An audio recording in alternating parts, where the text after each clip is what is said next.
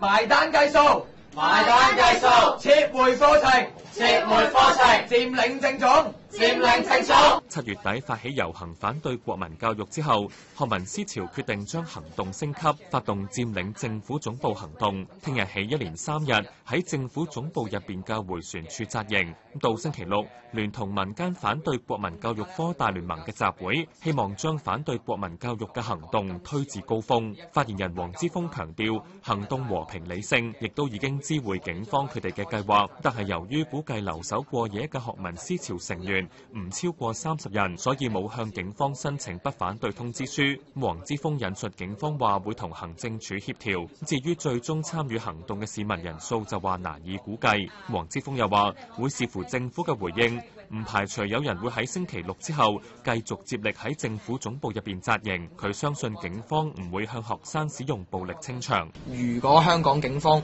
真係因為一班學生喺度紮營而去出動胡椒噴霧嘅話，佢哋將會受到嗰個民意嘅譴責，甚至會推高咗嗰個反對國民教育科嘅聲勢。咁呢個要香港政府自行負責。咁但係有關我哋會唔會諗到會有胡椒噴霧咧？坦白講真係冇諗到，即係嗰個警方攞鐵馬圍佢哋，我哋一定唔會打佢啦，唔會推佢啦，亦都唔會有任何嘅肢體碰撞。學民思潮成員聽日下晝4點會喺政府總部舉行佔領行動嘅啟動儀式，之後會佈置營地，夜晚舉行論壇。聽日亦都係行政長官梁振英嘅農曆生日。黃之鋒話：希望梁振英面對群眾，生日對於每一個人嚟講都係一個好